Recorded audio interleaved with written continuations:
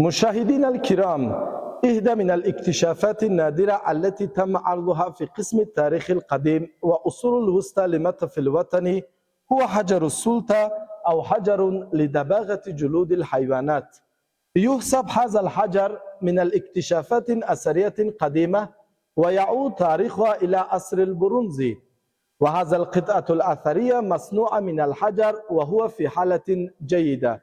جدير بالذكر أن يوجد عن هذا الحجر روايتان بين العلماء الآثار.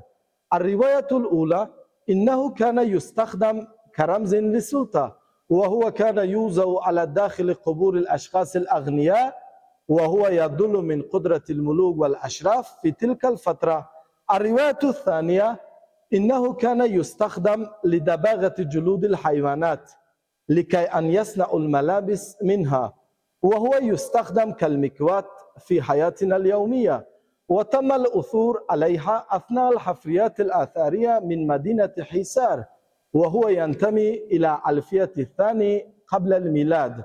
أعزائي المشاهدين، إذا أنتم ترغبون لرؤية هذا الحجر السلطة فندعوكم لزيارة المتحف الوطني.